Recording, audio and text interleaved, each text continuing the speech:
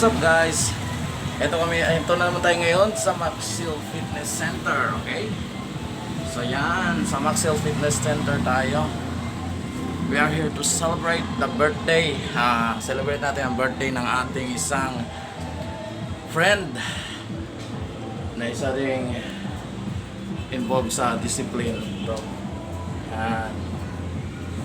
Siyempre, yan ang inyong poging host, you know? Diba? So, stay tuned. Tingnan natin kung ano ang mga kasiyahan.